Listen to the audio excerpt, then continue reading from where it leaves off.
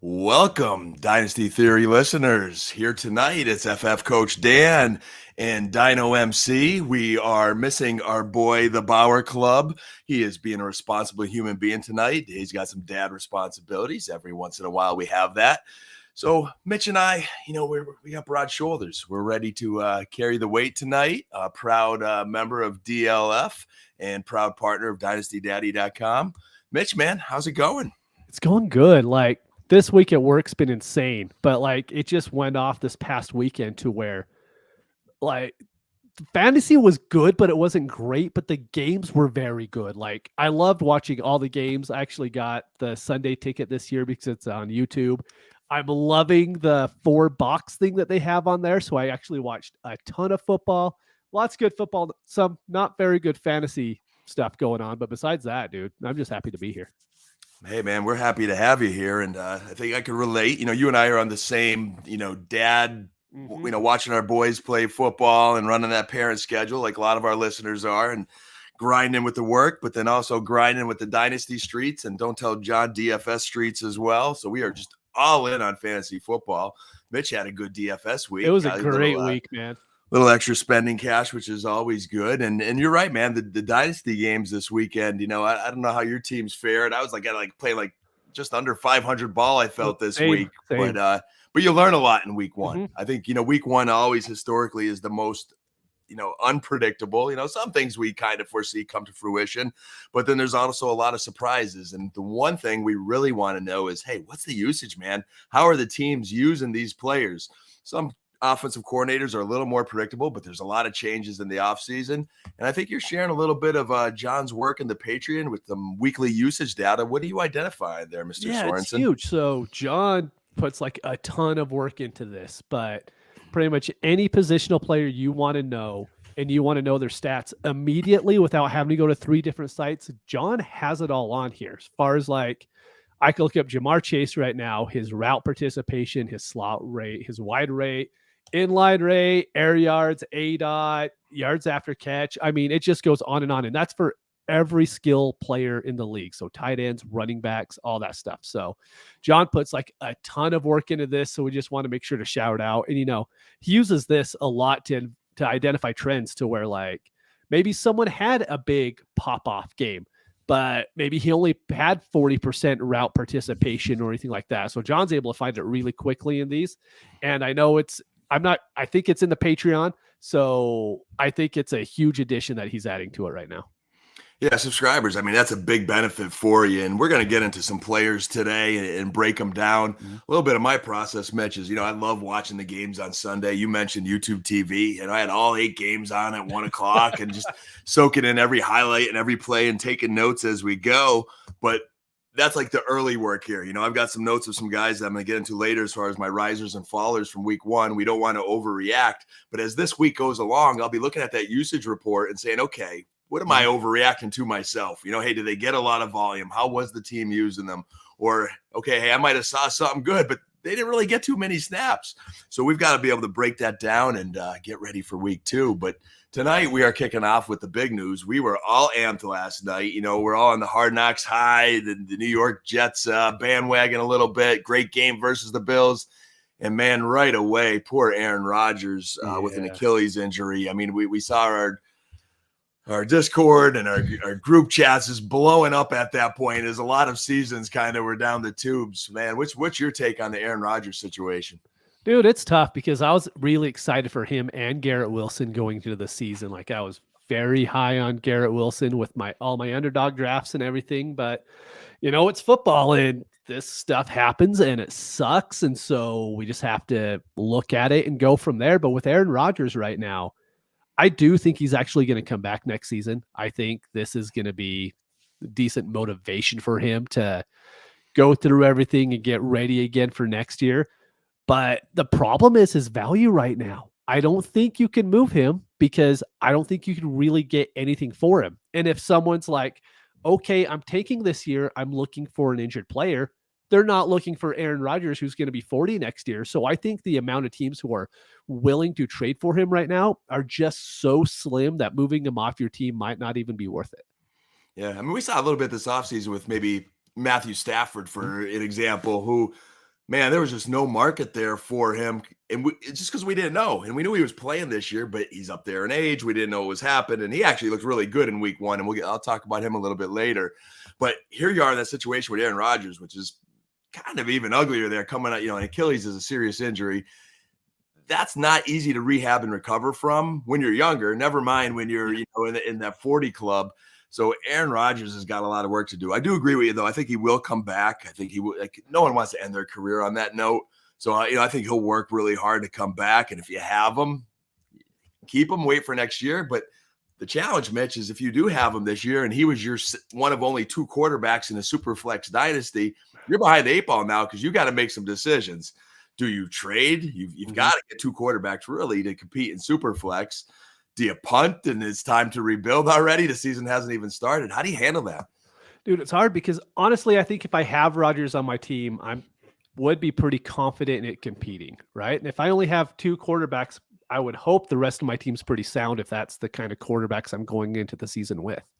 So I'm trying to pull off a name that I think you could trade for right now, and it's probably Brock Purdy.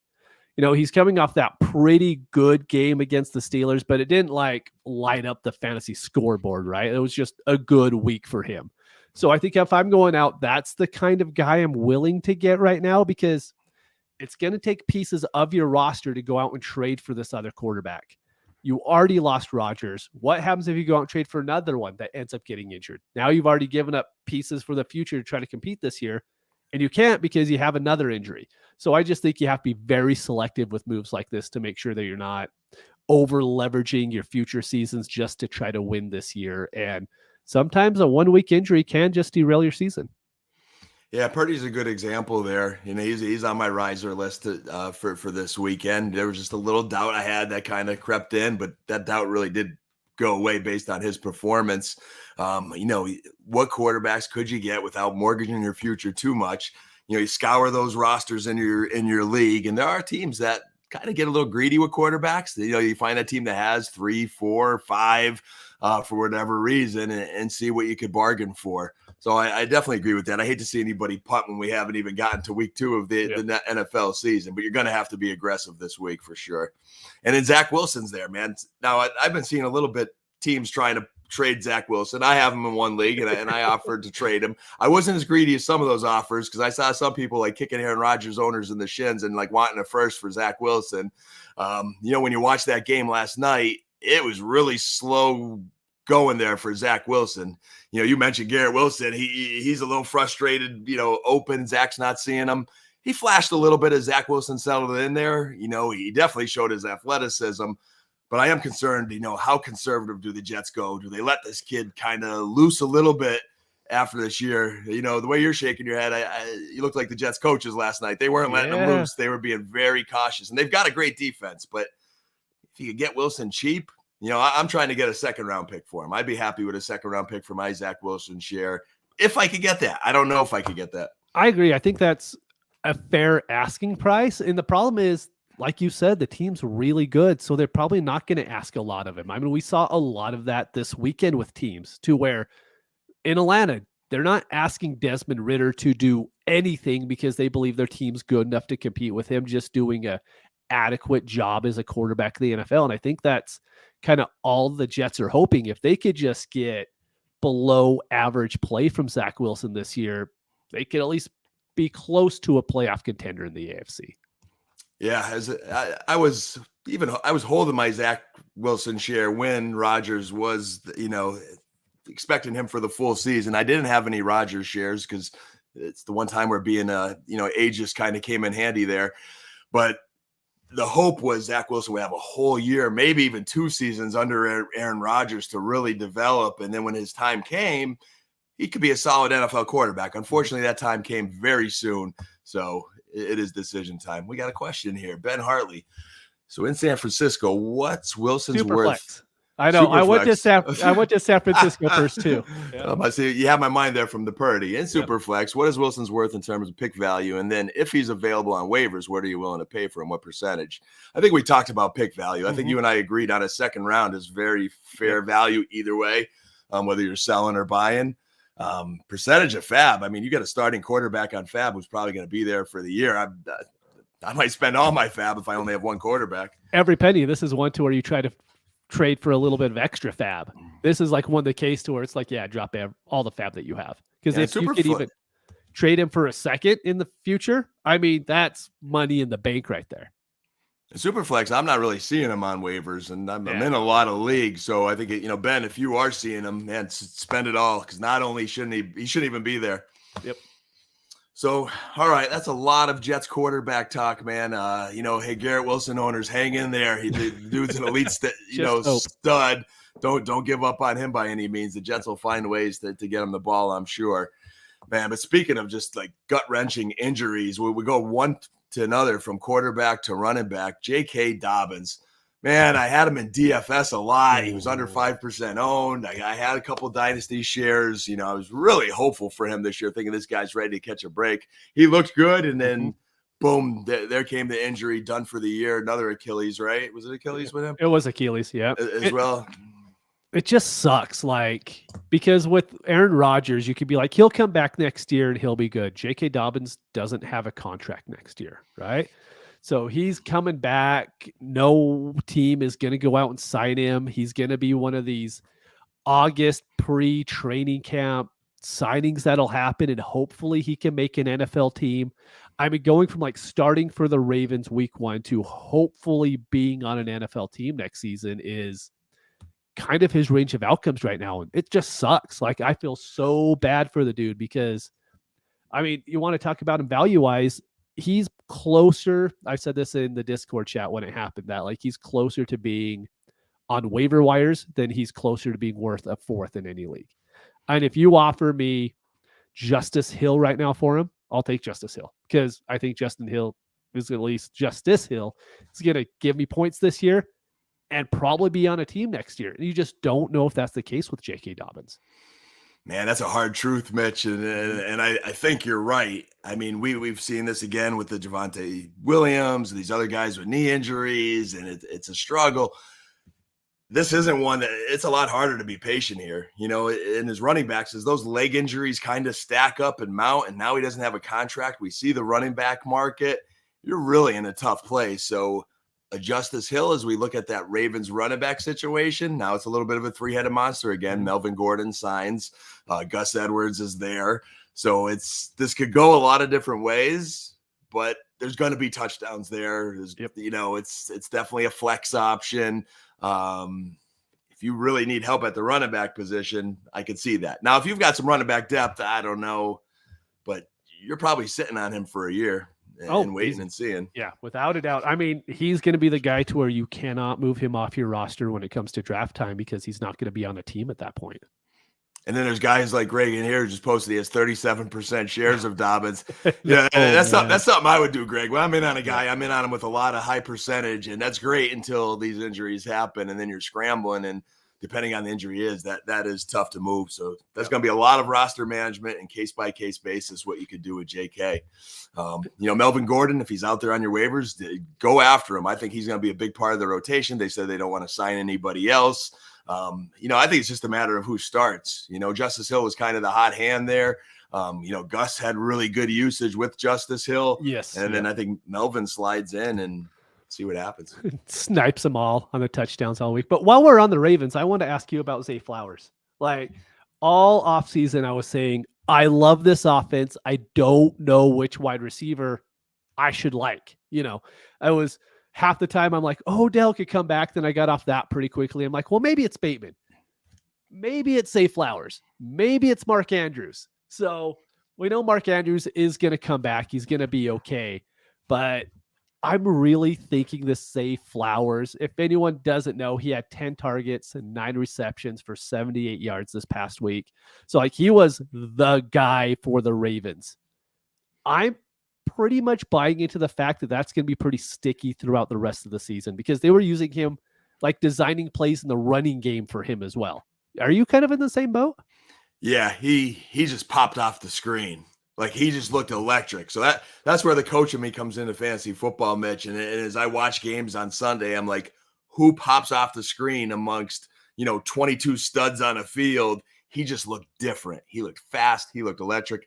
10 targets. We know it's Monken and his new offense, so we're learning about a new system. Hey, what's he trying to do? He was trying to get the ball in Zay Flowers' hands, as you've shown in a lot of different ways. 10 targets.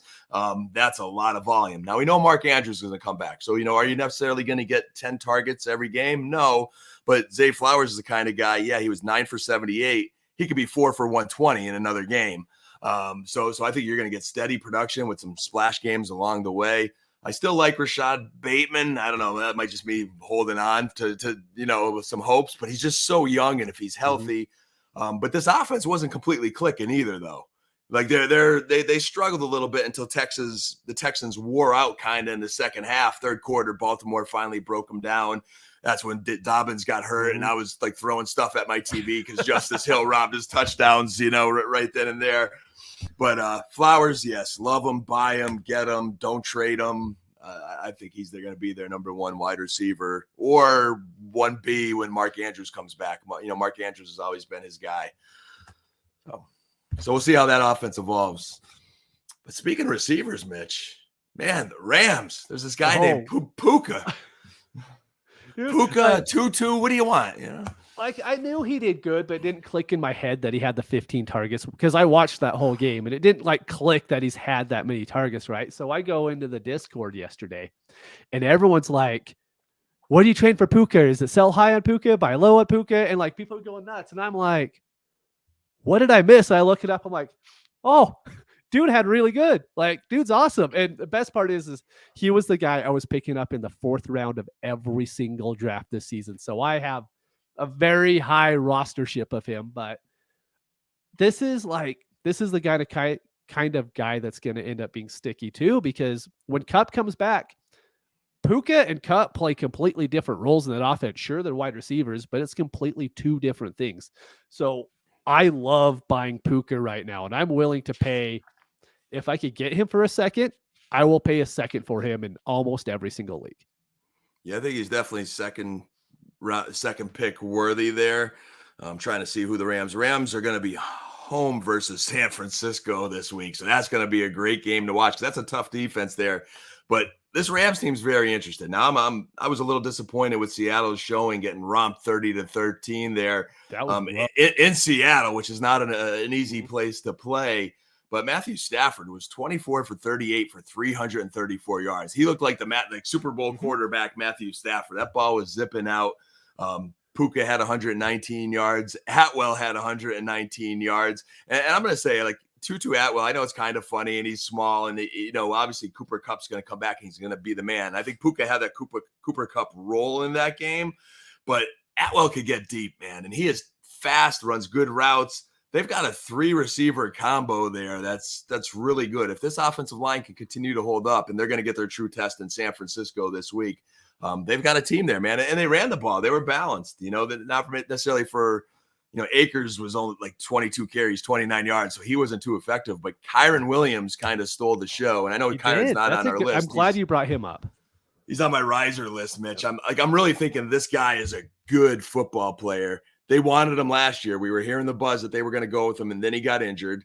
We talked about him in Dynasty Theory pre-combine when we got that 40 time. Like, he looked really good on film, and he's a great pass catcher. Like, he is their pass-catching running back, Kyren Williams. So, to me, I like Kyren Williams maybe more than I like him more than Akers.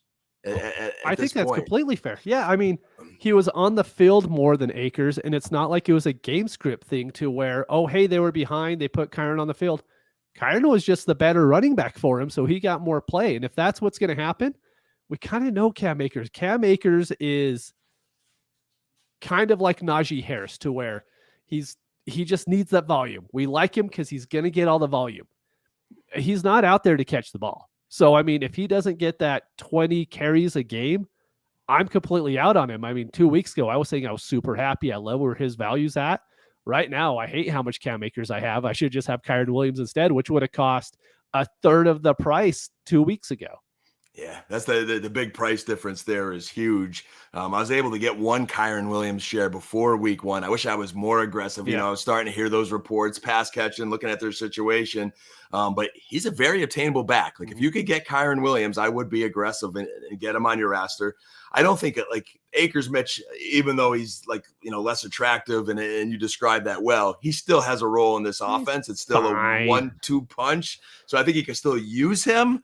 But Kyron Williams is definitely a guy to get. So I think the moral of the story here is buy those LA Rams. There is some hope in Los Angeles now. They got a long way to go. It's going to be a much tougher test for San Francisco, but good signs there out of LA. Now, Mitch, in the show notes here, you have Atlanta pass catchers. They have pass catchers, Mitch? I just want to bring it up because, I mean, so anyone who didn't watch that game, Drake London had 1 target with no catch. Kyle Pitts had 3 targets, 2 receptions for like 44 yards. And the funniest thing about it, in a PPR league with no tight end premium, Kyle Pitts was still a tight end 2. He was tight end 21 because every single tight end was horrible over the weekend. It's like, the problem is I think this team is good enough to where this is going to be the games that they do.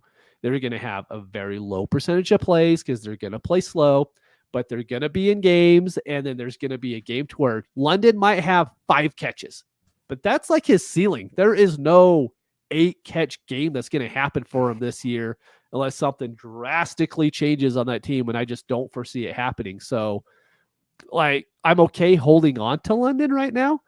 I actually picked up a share of London today, but I hate it. It's almost like I want to hold on to him for next season, more or less. Yeah, it was a disappointing week 1. And I love Drake London. I was really high on him this offseason. Same Mitch I drafted, picked up some shares.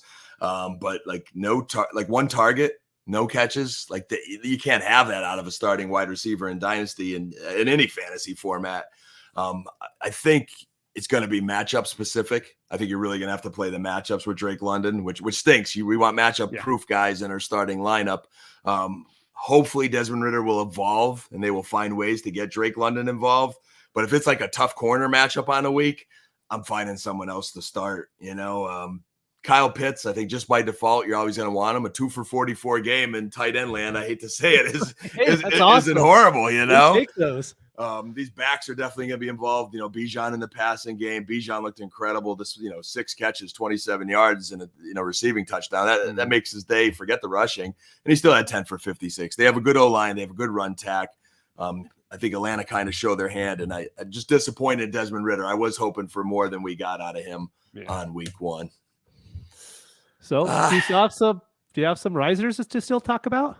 So I got a list here. Okay, let's hear the list. I'm going to start with the quarterback position, and I'm just going to go through maybe like a note. If we already talked about him, I'll just say the name and move on. Yeah. And if you want to pick on any of these guys, I went deeper in my quarterback list as far as names. This is like a John Bauer list where we're like given 2-name homework, and John lists like eight. Okay. Fair.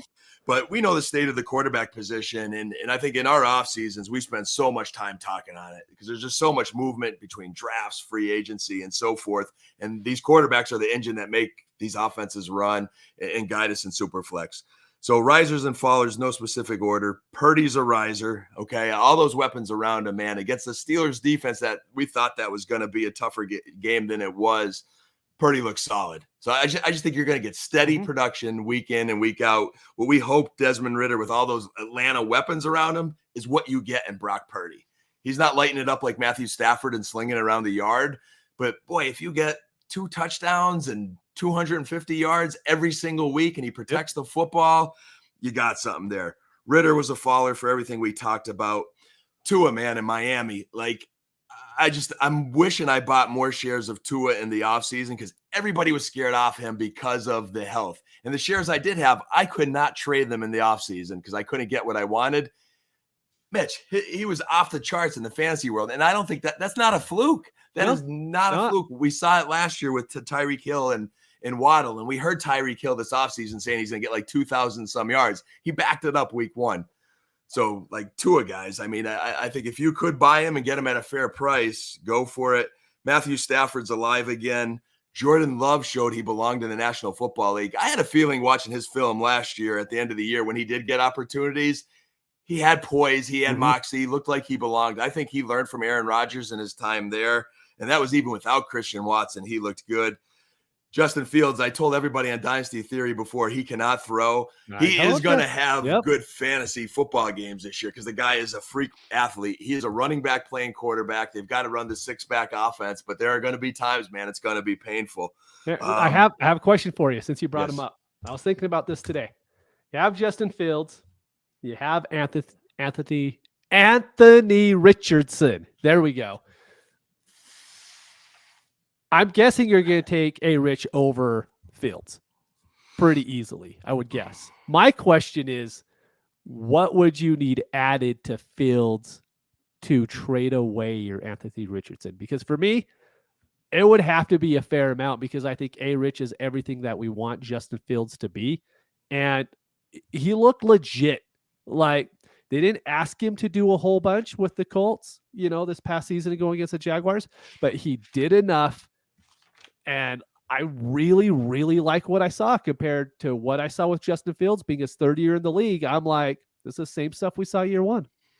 Yeah, when you get to year 3 with Justin Fields and you add DJ Moore, and you get the same old swan song, you get Anthony Richardson with a 1-game sample. Mind you, it's a 1-game sample, but he flashed right away. He had his rookie struggles at different points, which we expect with all those rookie quarterbacks. All those three rookie quarterbacks, and here's a coaching point there. There's only so many plays in.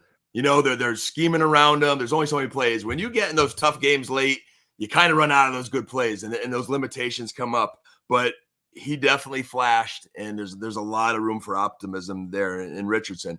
So, but your question is to move Fields, what do you have to get? Because you're going to roll with Richardson, and let's say you have Richardson. Someone's offering you Fields. What are you going to need to have added to move off your Richardson? I mean, there is part of me that they're very similar quarterbacks, and we know the Colts have their share of dysfunction in that organization. But if I could get one, right? Yeah, it definitely is a tough one there. But if I could get another piece that's going to be a flex starter that's young and has dynasty potential and can help me at the running back or wide receiver position, hey man, let's roll with A-Rich and give myself another starter, and I won't miss Justin Fields in that circumstance. Yeah, I think like an early second value. So if you're getting like a Mike Evans right now with David Montgomery, something like that, that could be an immediate starter on your team. That's what I would go for. Yeah, if we could just get like a little bit younger, a little more, little more juice. Well, Fields really still holds good value, and we always know there's those truthers. Like, week 1, like they're still buying the Justin Fields, Kool-Aid there. So I think the price is high. Don't sell too cheap, but I would be pursuing to see what I could get. Other quarterbacks, Danny Dimes obviously disappointed. Even if the Giants are a little better, I mean, Paris Campbell's their biggest addition. That's disheartening. Hyatt had a drop. It'll get a little bit better for the Giants. I'm sure they'll get back to basics and adjust, but you had to hope for more out of Danny Dimes that night for sure. That's the quarterback list. You mentioned our boy Anthony Richardson. Running back list, Pierce, man, Dameon Pierce in Houston was a faller for me there a little bit. I was disappointed, and they just couldn't get anything going. I know they had some linemen hurt, so I will watch to see when those linemen come back and if Stroud advances. Hopefully we get a little bit more out of Pierce, but I was a little disheartened. Nick Chubb, I'm loving, man. He really, truly looked involved in the passing game. I don't think that was a fluke. I know it's easy week 1. We have seen those fluke games type before, but they look designed. There's no Kareem Hunt. Ford didn't come into the game till it was kind of out of hand. Ford looked decent. He took advantage of his opportunities, but I think Nick Chubb's in for a huge season. Love Bijan and Gibbs. That's not a surprise, even though the volume wasn't there. If someone is a little down on the volume and maybe their fantasy score didn't blow up for some reason, especially with your boy Gibbs, man, I'm going to try to get them every week until I can't.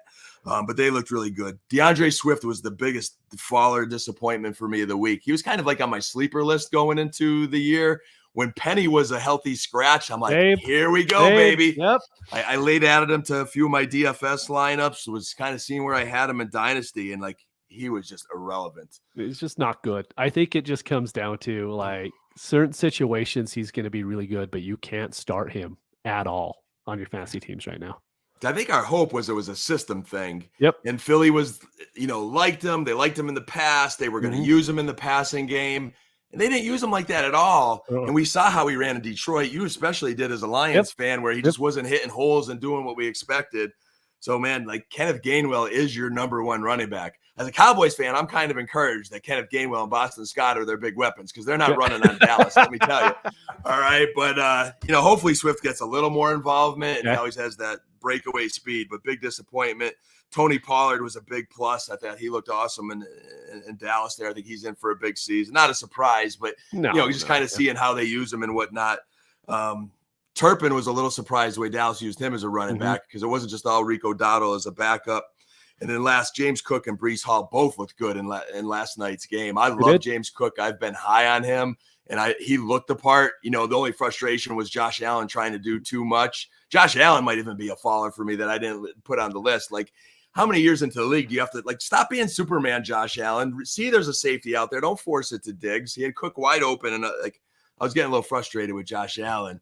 And he's going to be great. Don't get me wrong. No, I get it. But then Breece Hall looked legit, man. Like, he didn't miss a beat. It is him and then Dalvin Cook, not the other way around. I was a little nervous going into week one because I'm like, okay, how many weeks is it going to take for Hall? They might not use him a lot. He looks awesome. Yep. So one guy I'll bring up is just going off John's sheet is Jamal Williams, man. Like, I have a lot of rostership with him from when he was on the Lions and he was scoring all those touchdowns. He had 95% of the running back carries for New Orleans. You're like, that's awesome. He had 18 carries. He had 45 yards and no touchdowns. I mean, it's awful. That is really, really bad. I mean, I know they're going against the Titans team, who's pretty good. They're but tough to run against, Mitch. I'll say that, Mitch, going into this week, like at first I had Jamal Williams high on my list because I knew the volume was going to be there. But then I remember the Titans, like, Mitch, like, you just can't run against those guys. All right. I'll give it one more week. Hard. One more week, I'm out. That's all he gets. Like, if he has the identical situation and it's not the Titans defense, he is going to find the end zone, and that's going to get up to 80, 90, 100 yards. So it's Carolina this week. They're decent, but he will have a good. He will have a run against Carolina. He will have a better game against the Carolina Panthers. But it is discouraging because it's like the perfect situation, which just tells you it's perfect situation as far as opportunity, but not the defense that he played. They're brutal. All right. I'll take it back for a little while. I see Kevin Stout says Roschon was exciting. It was just know that was mop up time there for Roschon. Yeah. It was primarily Herbert and Dante Foreman. So it's going to be a while for Foreman, but similar to Jerome Ford, when given the opportunity, they didn't stink. Like he took advantage of his reps as a coaching staff. They're going to go back this week and say, hey, good job, kid. We're going to build on that. But don't think it's going to come in week 2. They're going to come out with Khalil Herbert and Dante Foreman this week again as their 1-2 punch. Yeah, that's a really good point. But I think Roschon's a guy that you want on your rosters because come week 9, week 10, week 11, when they're 2-6 or whatever they are, he's going to be the back that you want in that backfield.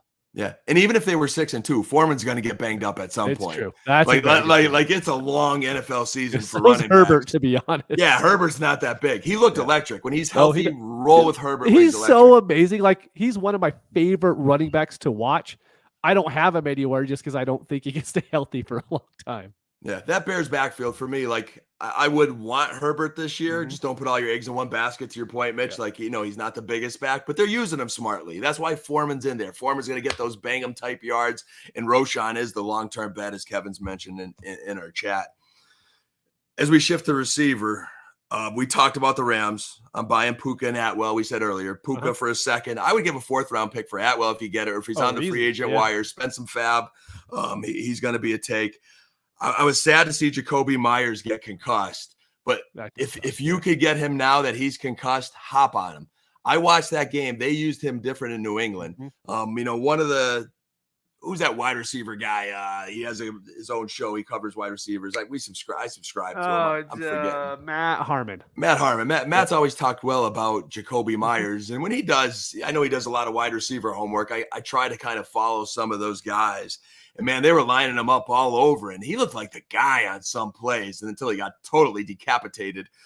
So, he got concussed, but he looked good. He's always just that not attractive fantasy football player but if you need wide receiver help on the cheap and now that he's concussed, grab him. He's a big part of the Raiders offense. And then the Captain Obvious ones here, Brandon Ayuk and Calvin Ridley, they just looked like studs last week, man. They looked like the guys for their teams on very good offenses. I think they're going to have both really good seasons. So not a lot on receiver there, Mitch. The Rams were the underdogs. Myers was the unattractive one. And then Ayuk and Ridley were like the big boys. Dude, the big thing with Ridley is it makes me hate Christian Kirk just because of how they ran their offense. I know it's been talked about a lot, like how little they ran out of 11 personnel, how little Christian Kirk is on the field when that happens. Calvin Ridley, Trevor Lawrence just flat out threw the ball to Ridley in every situation. If it was third down, he's throwing to Ridley. If it's close coverage, he's throwing to Ridley. So I think that is just going to be something that pays off nonstop. I wish I would have been a little bit higher on him throughout the offseason. I was on him really early, then his price got a little bit too high for me, like especially in best ball when he was going early. But now, as of right now, it looks like that was the right plan to make, is just to stay on him all year because dude was a stud. But one thing I want to say is the Indianapolis Colts might have the worst defensive backs in the NFL. So we might just need to pump the brakes just a little bit and see how it goes when he actually plays a good defense. Yeah, it's definitely worth noting. That was, Mitchell Sorensen and Dan Lemania in the secondary this week. I mean, it was an ideal matchup for Calvin Ridley, and he capitalized on it. He was a DFS gem. I was eyeing up that matchup. It was juicy. But there's going to be tougher matchups. Teams are going to start preparing and double covering Ridley if they have to. It's one of those offenses that are so excited. So we got the question, are we concerned about Kirk and what we're getting out for? Like, I'm not out. And I know there's some difference of opinions here. I think it's going to be like him and Zay Jones, Evan Ingram. Like, Kirk's going to have some good games. Like, if you go back to last year, he was their guy. Mm-hmm. Like, they were like, I remember in the playoffs, they were fighting, and Lawrence and Kirk were on the sidelines, and they were figuring things out. Kirk had a tougher matchup than Zay Jones in this game.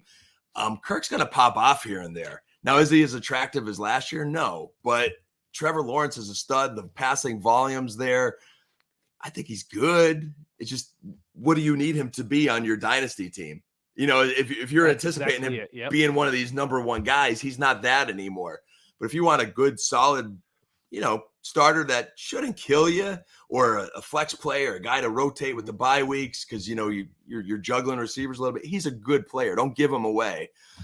So that's my take on Christian Kirk. No, I agree. Like, if you have, let's say you're in a 3 wide receiver league where you have to start 3 wide receivers. If he's there, I'm not really happy if I'm having to lock him in. But if I have 3 wide receivers and then he's my flex play after that, I can live with that probably most weeks throughout the season. But if I'm having to lock him in as like one of my starters every week, then I'm going to be worried. But I'm not going to go out and trade cheap for him. I mean, I mentioned a trade that I did. I did Drake London, Christian Kirk, and I traded away A.J. Brown. It was just a hedge on maybe this was just a bad week. Like, I love A.J. Brown, so this is nothing against him. I think A.J. Brown's going to perform very well this year, but it's just it's a bad week. This trade wouldn't have happened 2 weeks ago. I'm going to let this 1 week happen and just see. Hopefully we see more usage out of both of them moving forward. Yeah, it's a really interesting trade. And I think if you're in the format where you have to start 3 receivers, that depth is very, on top of the flex is very helpful. And I like having Christian Kirk amongst my depth and my player options. I think A.J. Brown's in for a monster year, so I'd be a little nervous there.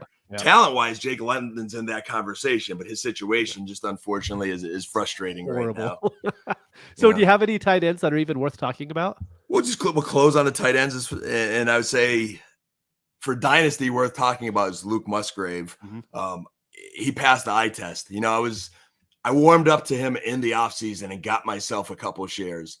I wish I was a little more aggressive in the Dynasty drafts just because, like, his college film, he was so raw for me. Mm-hmm. But him, like Anthony Richardson, they are so off the charts athletic that these coaches know sometimes in college, if you're not in the right situation there, you put Luke Musgrave on Alabama, he'd be going where Brock Bowers is going to go next year. That just wasn't the case for him.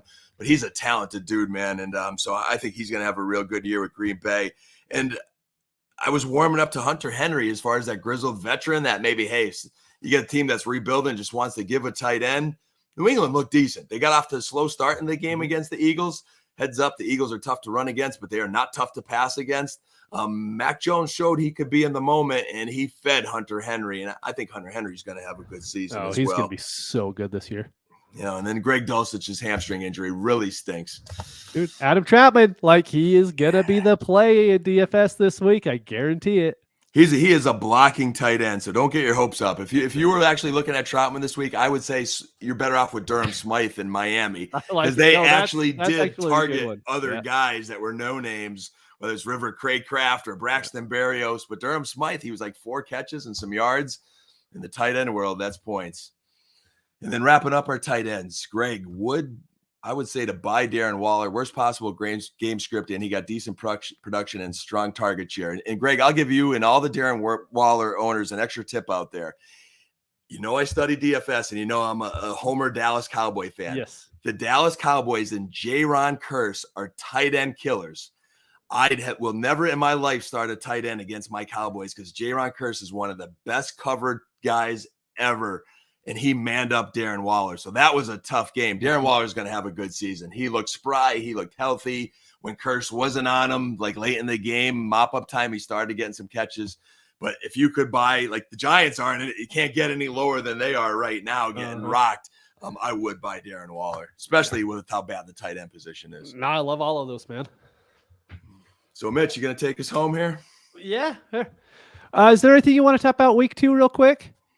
The only thing I wanted to say is, look, I know Joe Burrow had an awful week, but he's going to throw for 400 yards against the Ravens. It's just one of those feelings that they were horrible. I mean, T. Higgins had 9 targets and 0 catches. I just think Joe Burrow is going to go nuclear this week. That's the only real take that I have, but I think it's going to get ugly for the Ravens. Where's my challenge flag, Mitch? Oh, no. I didn't think I was going to need it tonight. I got to throw the challenge flag late in the game here. 4th quarter, Mitch is driving. Okay. I'm throwing the challenge flag. And I will say, to your point, Mitch, I do think Joe Burrow is going to be fine. Don't panic that he had under 100 yards and was worse than Desmond Ritter, if that's humanly possible. It was. I watched that game, and I was just wanted to put a fork in my eye. Mm-hmm. But I think the reason I challenge him, Mitch, is he just didn't look healthy to me. I know the weather conditions weren't good. The weather's going to be better this week. The matchup's going to be better. I think that Cleveland defense was really good, and they're in Cincinnati. There's no place like home. So I think he will improve this week, but I don't think he's going to go nuclear yet. 400.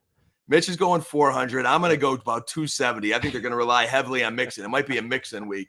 But he just didn't look right, Mitch. He just looked and we knew he had that injury going in. He's rubbing his knee on the sidelines. That leg was definitely impacting him. Again, the weather on the road, tough matchup. I think that all came in. I think he'll be better, but definitely watch his health. And I'll be watching that week to week. I'm thinking what I'm worried, Mitch, is he gutting it out? If you have a true contender, is he gutting it out? And is this not going to be Joe Burrow's best season? Does that mean I would get rid of him? No, but if I could get Trevor Lawrence plus, if I could go Justin Herbert, which I normally probably wouldn't do because I'm super high on Burrow and the Bengals. You're tight to Jamar Chase, but I am worried a little bit about his health. That's fair. All right, let's do it. Final thoughts. Mitch, you want to lead us off, sir? I suppose I can. The main thing I want to say is just don't overreact to this week 1 stuff. We do it a lot. There's a lot of players who are out for injuries for week 1 that are going to be back this week. I mean, we talked about it in the Discord today. Someone was bringing up Kansas City's defense and what Jahmyr Gibbs against them. They didn't have Chris Jones. They didn't have the dude that is their dude on the defense. So you just got to be super careful with these 1-game sample sizes. Maybe it was just a bad coaching play. Maybe the coaches went in with just a bad game plan and they're going to fix it moving forward. But for me, it's just pump the brakes on a lot of stuff. There's some things that I feel pretty good about. We talked about it with Puka. I think Drake London's probably not going to be all that great this year, but there's some situations we can look at that I think are definite. But a lot of them are just, let's just take a couple weeks and wait and see what's going on. Yeah, I think we're on the same wavelength here. My final thought was very similar, and you're giving great sound advice. I'll take it just maybe from the coaching spin. And hey, I'm coaching junior high and freshman football right now. And we got through our week 1 and week 2 games. And the difference from week 1 to week 2, believe it or not, is no different. Because you watch the game film, you fix so many mistakes. There's so many moving parts with these teams. Think of all the new NFL coaching staffs. Think of all the teams that maybe they didn't play guys in the preseason or didn't get enough reps. This is their first time really gelling and cleaning up and fixing all the mistakes. And sometimes it's tough when you're fixing those mistakes and you're going up against a tough matchup and you're going up against the weather or there was an injury. So you're going to see the biggest adjustments happen this week. And now all 32 NFL teams have game film. Yep. Okay. Sometimes when you have those divisional matchups like Cincinnati and Cleveland, well, they played each other a bunch of times. They kind of know what they're going to run. But not everybody had that. Now, after 32 weeks, you've got game film. You're starting to get some trends, and it helps us in the fantasy community. So be patient. Let's enjoy week 2, and then we'll reevaluate here on Dynasty Theory and get a little more firm in our takes come next week. There's also 2 Monday night football games. Be ready for that this week. So a little bit of change in the schedule with 2 games Monday night. For me, Coach Dan, and my boy Mitch Sorensen, and John Bauer, who's using some PTO time tonight. Hey, Dynasty Theory listeners, we thank you. We love you. We appreciate you. Until next week, we'll see you in the Discord.